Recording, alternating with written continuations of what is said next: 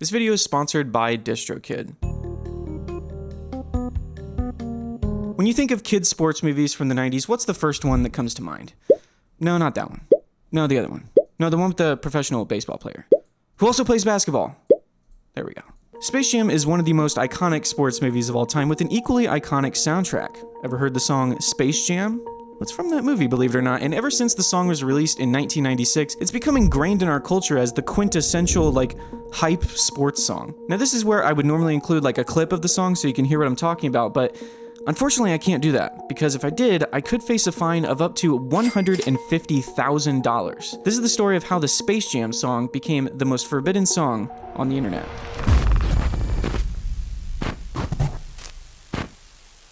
If you've been watching this channel for a while, then you probably know that I also make music. And unlike the Space Jam song, it's not forbidden. It's so not forbidden that you can actually find it on pretty much any streaming service, thanks to this video's sponsor, DistroKid. If you're a musician and you haven't gotten your music on Spotify, Apple Music, all that good stuff, it can seem expensive or time-consuming. And that's because a lot of distributors make it expensive and time-consuming. Some of them make you pay every time you release a song, some of them take a cut of your earnings, and some of them take forever to submit your music to streaming services. That's why after trying out a few different distributors, I eventually gravitated towards DistroKid a few years ago. DistroKid is the only distributor that lets you upload as much music as you want for one low price, which also means you get to keep 100% of your earnings. Not to mention the fact that they also submit music to streaming services in a fraction of the time that it takes the other guys. To prove it to you, here's a video of me uploading my new song, Lottery. As you can see, from the time I pressed submit, it took them less than 8 minutes to submit it to streaming services. So, what are you waiting for? I'm gonna put this link in the description. You can use that to get 7% off your first year. Thanks again to DistroKid. Now back to the video.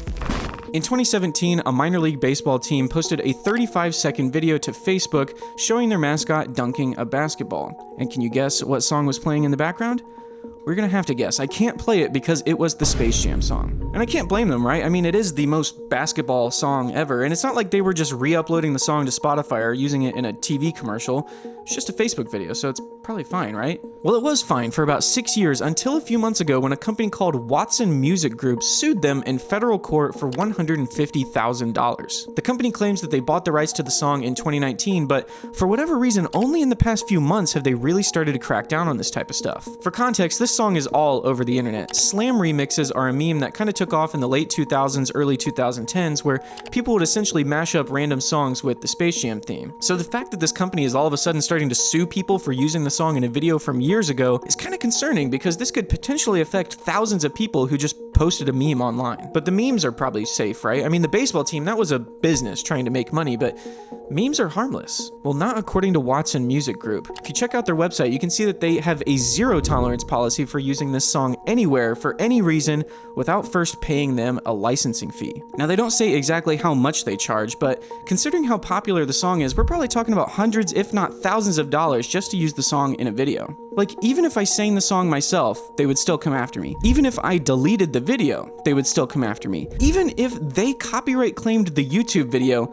they would still come after me. Like, what? That's literally what copyright claims are for, dog. The company's whole website is literally just this one page. It's just an FAQ section explaining that if you've ever posted this song anywhere, you're fucked. You can tell they only have the rights to the Space Jam song and not the actual Space Jam branding because what the hell is that? That's not Space Jam. Even after looking at their website, which again is literally just an FAQ section, I'm somehow filled with even more questions. First of all, who is Watson Music Group? There's no identifying information on the page, no about section, no social media, not even a LinkedIn page. So who's doing this and where did they come from? Second of all, why are they being so strict and greedy with their copyright? Like, major record labels are notorious for being greedy and predatory, but even they're okay with just copyright claiming or removing a video that uses their song. But no, that's not good enough for Watson Music Group. You either pay them a licensing fee or they take you to court. And the last question I have is, why did they wait so long to start doing this? Like, why did they buy the rights to the song in 2019 and wait 4 years to start enforcing it this heavily? Well, I think we can find the answers to all these questions and more by doing some good old-fashioned internet detective work. Right now, all we have to go off of is this website, and like I said, there's no identifying information, so we're probably not going to find any answers here. But could there be any clues on the back end? By using this tool called ICANN, all we have to do is put in the domain name of the website, watsonmusicgroup.org, and it'll spit out all this information about who is responsible for that domain name. And if we scroll down to the contact information, it should give us a name. Let's see, first name, registration, last name, private. What is that, German? I quickly realized that that lead wasn't going anywhere, so I tried just Googling the name of the company, and I actually came across something very peculiar. Apparently, in 2019, not only did Watson Music Group purchase the rights to the song Space Jam by the Quad City DJs, they also purchased the rights to the name, Quad City DJs. Now that really threw me off. That left me scratching my head. In fact, I think I might have scratched it a little too hard, because then I came up with quite the conspiracy theory. What if Watson Music Group is just the Quad City DJs? Like, seriously, think about it. They made this iconic song, it's all over the internet, and if they started suing people who've used the song, that's probably an easy way to make some extra cash. But obviously that's not a good look, so who's to say that they didn't just start a company, give it some lifeless, greedy sounding name like Watson Music Group, for example, and then sell the rights to their song to that company. It's also worth pointing out that this shows that Watson Music Group is based in Florida, which is also where the Quad City DJs are based. And there's the fact that Watson Music Group also goes by the name Quadrasound Music. Quad City DJs? Quadrasound Music? Eh? So at first glance, it definitely seems like it could have been an inside job, but it wasn't. I'm sorry, guys. I gotta take the hat off. First of all, Watson Music Group is located on the complete opposite side of Florida, which is a pretty big state, so there's not really a strong connection there. Second of all, if the Quad City DJs were behind this, then that would totally contradict things that they've said in the past. The recent past. Just a couple years ago, one of the founding members named Jay Ski did an interview with Billboard where he seemed to genuinely appreciate the fact that so many people were sharing this song as part of a meme. So does that mean that the Quad City DJs really sold the rights to their most iconic song and their name to this random company? Well, if you check out Jay Ski's Instagram, it actually doesn't seem that far-fetched. Yo, what's up? It's your boy Jay Ski, America's #1 sales coach. What makes a great salesperson? Sell anything. I sold my way onto the soundtrack. You're gonna tell me that guy wouldn't sell the rights to the Space Jam song? Please. Sell anything. So if the Quad City DJs aren't the ones behind this, then who is? Well, as it turns out, the Florida Company Directory has some answers for us. And I'm excited to announce that we've officially answered the question of who is behind Watson Music Group. Apparently, the company was started by a guy named Mark Watson, who unfortunately has a very generic name, so that's not super helpful. But if we check out his profile on the website, we can actually see that he's also started a few other companies too. As far as I can tell, none of these other companies have a website or a LinkedIn page, so unfortunately we're still no closer to figuring out who this Mark Watson guy really is. Which is what I said before I tried Googling the names of these companies, ended up on another company directory, and discovered that this one had Mark's phone number on it. So I decided to give him a call myself. Now, could you imagine? Thankfully, we don't need to do that because, as it turns out, this is all the information you need to solve this mystery. When I Googled his name and his phone number, I stumbled upon the website for a hidden sixth business that this guy runs. Clear Results Mediation. Not meditation. I thought this guy was a meditation coach at first. Nope. Apparently, Mark Watson is a civil mediator in the entertainment business, which basically means if you're involved in a copyright dispute or something like that, instead of spending a bunch of time and money taking it to court, instead you can hire a guy like Mark to settle it out of court. Apparently, this guy's been working in the industry for over 30 years. They've got this giant biography about him and his accomplishments.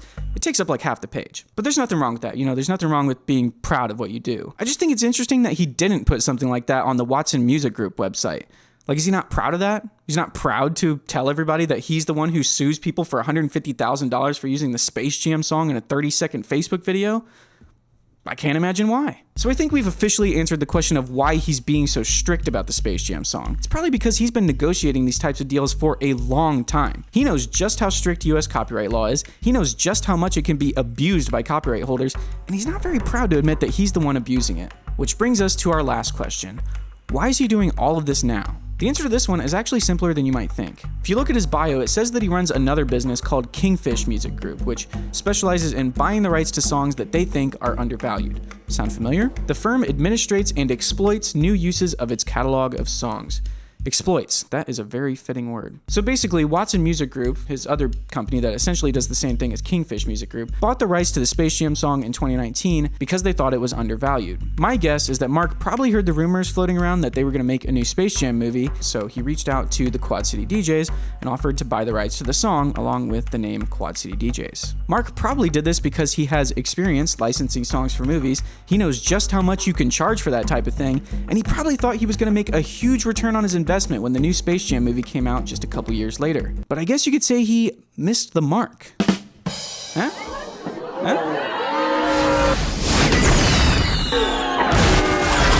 Yeah, Mark was painfully mistaken. They didn't use that song anywhere in the movie. And I have to imagine it was probably because this guy was asking for some absurd amount so he could turn a profit on his investment. And to be fair, they did end up using the song in the trailer for Space Jam 2, but it was more of a mashup.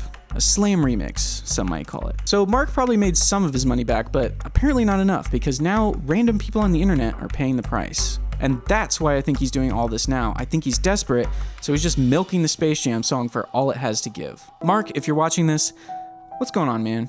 I know times are tough, you made a bad investment.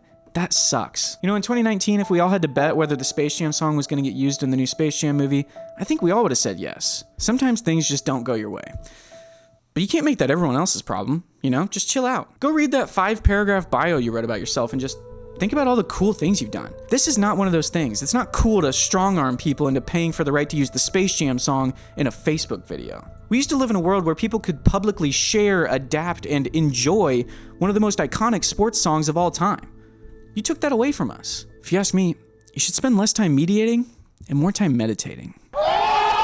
Thank you guys so much for watching. If you want to see me investigate more mysteries in music, be sure to hit that subscribe button and leave me a comment if you have another mystery that you want me to look into. Speaking of, I just did a video with my boy Matty Balls about a viral country singer who some people are calling a conservative industry plant. So be sure to go check that video out on his channel. If you want to support the channel, the best way to do that is by joining us over on the Patreon, where you can get access to a bunch of really cool behind the scenes stuff.